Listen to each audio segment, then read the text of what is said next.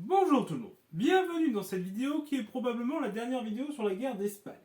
Alors, je n'exclus pas totalement d'aborder le sujet de nouveau à l'avenir, mais on a fait le tour des sujets que je voulais aborder et aujourd'hui on va parler de l'or de Moscou.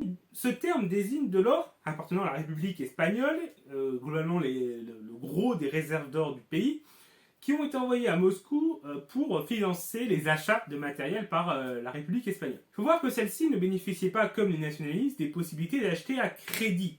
Elles devaient donc dépenser leur liquidité, et notamment leur réserve d'or, pour acheter du matériel. Et dès le début de la guerre d'Espagne, il y a eu de l'or, à peu près 170 tonnes, qui ont été envoyées en France, à Mont-de-Marsan, où celui-ci permettait d'acheter du matériel à la France, au Royaume-Uni, aux États-Unis, au Mexique, mais également au marché noir.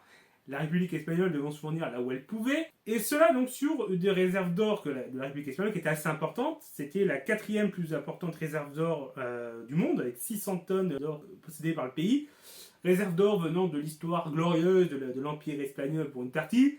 Une autre partie constituée durant la Première Guerre mondiale, du coup à laquelle l'Espagne n'avait pas participé et avait pu ainsi commercer et donc se faire un peu de pognon et d'oseille durant le conflit. Et le gros de ces réserves, 72%, se situait du coup à Madrid. Et donc c'était équivalent de 1,5 million de pesetas. Une partie par contre était en province et ces réserves d'or là en province, là où les nationalistes avaient pris le pouvoir, ils s'en étaient emparés et ils avaient créé leur propre banque centrale afin de gérer sa tort. Mais le gros du coup restait entre les mains de la République à Madrid, avec une banque là aussi qui avait eu ses cadres renouvelés après le coup d'état nationaliste afin de placer des fidèles à la République pour gérer cet or, c'est quand même stratégique.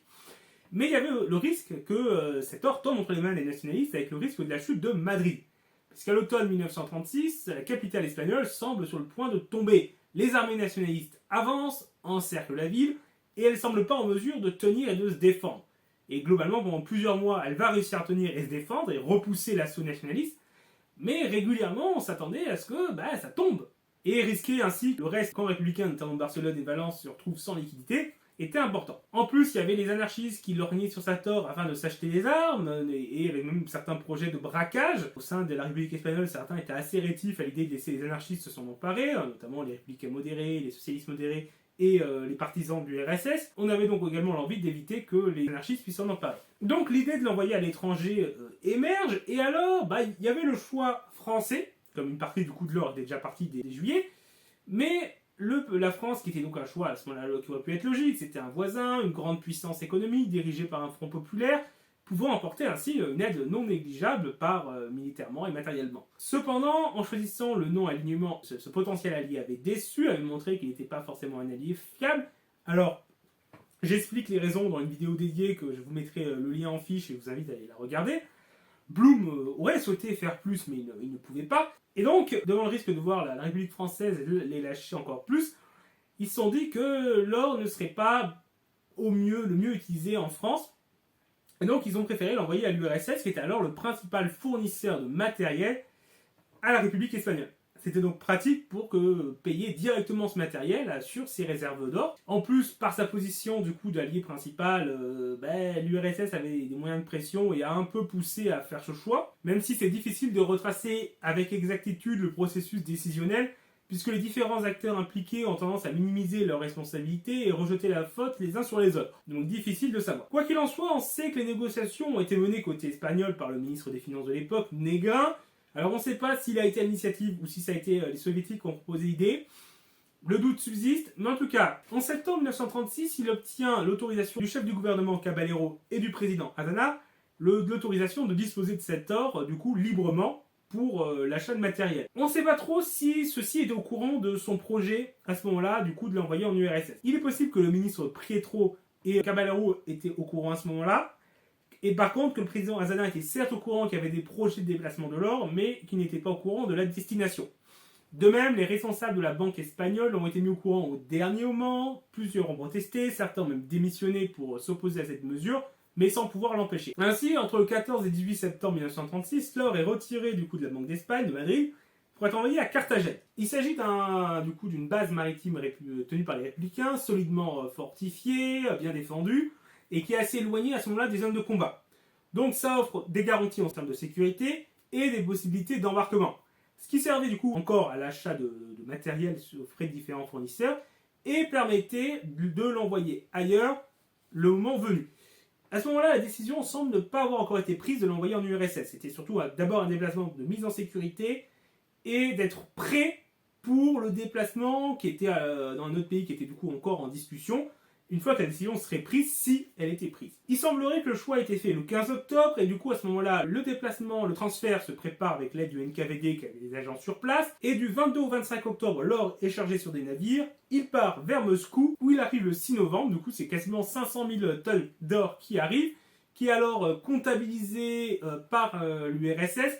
Alors, le comptage du coup de cette somme est fait au profit de l'URSS, puisque notamment on compte uniquement la valeur de la quantité d'or. Or, dans cet or espagnol, on trouve des pièces de collection qui ont une valeur sur le marché des pièces, marché de l'art, etc., supérieure à la valeur du métal. Et donc, cet or-là, du coup, ces pièces-là ont été probablement, alors c'est dur de retracer bien, mais vendues sur le marché progressivement, petit à petit, par l'URSS, qui du coup a fait des bénéfices sur cet or par rapport à ce qu'elle a payé à la République espagnole. De plus, l'URSS a fait payer assez cher le transport et la fonte de cet or, puisque du coup l'or officiellement est fondu pour faire des lingots plus pratiques à la commercialisation. Encore une fois, comme je dis, il y a les pièces de collection qui, elles, n'ont probablement pas été fondues, mais vendues sur le marché, d'après ce qui a pu être retracé. Et aussi au niveau du comptage du prix du matériel et de l'aide fournie à la République espagnole, l'URSS a parfois un peu gonflé les prix, notamment aussi en jouant sur le cours du change entre la monnaie soviétique et la monnaie espagnole.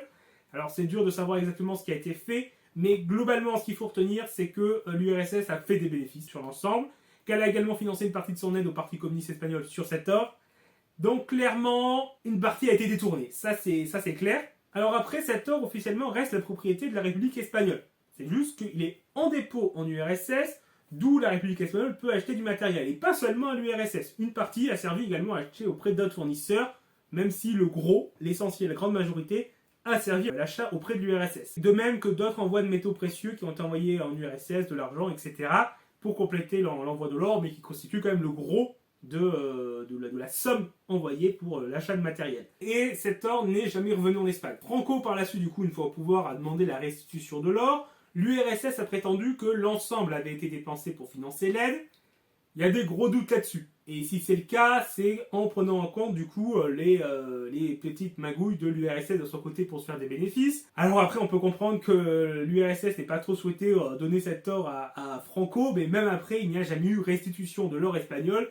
Et le sujet est resté une division en fait parmi les anciens républicains, puisque certains s'accusant mutuellement d'être responsables de la perte des réserves d'or du pays au profit de l'URSS. Donc voilà, c'est terminé pour cette vidéo, j'espère que ça vous a intéressé et que ça vous a plu. Si c'est le cas, n'hésitez pas à aimer et commenter cette vidéo, à la partager, ça nous aide beaucoup, à vous abonner pour ne pas rater nos prochaines vidéos, et allez voir également nos autres vidéos sur la guerre d'Espagne si ce n'est pas encore fait. Au revoir tout le monde.